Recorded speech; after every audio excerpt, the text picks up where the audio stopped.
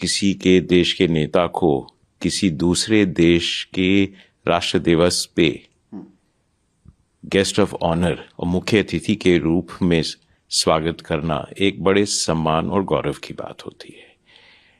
तो ये इस बात का भी संकेत है कि भारत और फ्रांस के संबंध, स्ट्रेटेजिक पार्टनरशिप बड़े घनिष्ठ हैं, बड़े सशक्त हैं और आने वाले समय में इसकी भूमिका और बढ़ेगी, न केवल हम दोनों देशों के लिए, न केवल यूरोप और भारत के लिए, बल्कि पूरे विश्व के संदर्भ में अगर आप देखें तो ये संबंध बहुत महत्वपूर्ण होगा। लेकिन इस बात का भी ये संकेत है कि आज का समय जो है ये भारत का क्षण है। ये बात सारी दुनिया कहती है। आपने पिछले महीने अमेरिका में प्रधानमंत्री की यात्रा देखी। इस साल हमारी G20 की अध्यक्षता है और प्रधानमंत्री G7 के भी सम्मेलन में उनको भी बुलाया गया था और जनवरी में भी हमने ग्लोबल साउथ का एक शिखर सम्मेलन किया था जिसमें 125 देशों ने भाग लिया था। तो इन सभी चीज़ों को देखें तो एक ये भारत का जिसे कहते हैं समय आया है और भारत की प्रगति, भारत की लोकतंत्र के कारण, भारत के सामाजिक स्थिरता, शांति के कारण भारत ने अपनी एक जगह बनाई है। दूसरी ओर विश्व में जिस प्रकार की चुनौतियां सामने आई हैं उभर के, चाहे वो रक्षा सुरक्षा की दृष्टि से देखें, चाहे क्लाइमेट चेंज की, भूखमरी की, चाहे स्वास्थ्य की दृष्टि से देखें, चाहे गरीब देशों के भविष्य के बारे में अगर सोचें, उनके जो कर्ज का बोझ है, चाहे गिरानी है, तो इन सब की जो विश्व की जो चुनौतियां हैं, चाहे जो तनावपूर्ण स्थिति है चारों तरफ, तो भारत एक सकारात्मक भूमिका निभा रहा है, एक ग्लोबल सॉल्यूशन प्रोवाइडर के रूप में उभर के आया है और इसमें प्रधानमंत्री का सबसे बड़े योगदान रहा है, उनकी दृष्टि, उनकी प्रोएक्टिव अप्रोच के कारण। तो इन सभी चीज़ों के कारण भारत को एक तरह से ये सम्मान मिल रहा है, भारत फ्रांस के संबंध के संदर्भ में और भारत की एक वैश्विक भूमिका के संदर्भ में भी।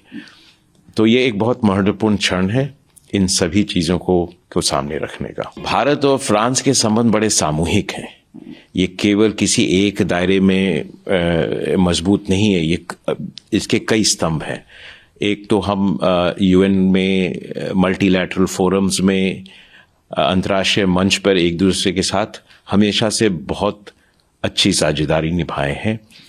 फ्रांस P5 मेंबर होने के रूप में भारत का हमेशा उसने सहायता दी है, हमेशा सहयोग दिया है, समर्थन दी है। दूसरी ओर आज इंडो पैसिफिक एक बहुत ही मुख्य विषय हो गया है विश्व के भविष्य के लिए और उसमें भी फ्रांस की अपनी इंडियन ओशन में भी और पैसिफिक ओशन में भी उसकी अपनी टेरिटरीज हैं, उसकी अपनी EEZ हैं। तो एक तरह से वो स्थायी शक्ति भी है इंडो पैसिफिक में, भारत का एक विशेष मित्र है, विशेष साझेदार है। और हम जब इंडो पैसिफिक की भविष्य की बात करते हैं, रक्षा सुरक्षा की बात करते हैं, उसके प्रगति की बात करते हैं, इसकी समृद्धि की बात करते हैं, तो ये जो हमारा संबंध है इसकी एक बहुत बड़ी भूमिका होगी।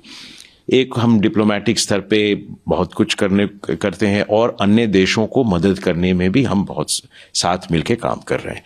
एक तो ये, दूसरा आपने जिक्र किया रक्षा, डिफेंस और सिक्योरिटी के विषय का, उसमें हमारे संबंध शायद ही इतने अतुलनीय हैं, शायद ही कोई और देश के साथ इतने सामूहिक संबंध हों, चाहे वो मिलिट्री एक्सरसाइजेज हो, इंटेलिजेंस कोऑपरेशन हो, रीजनल क्षेत्रीय संदर्भ में जो हम काम करते हैं, या हम डिफेंस इक्विपमेंट की बात करें, वो अपनी जगह पे है।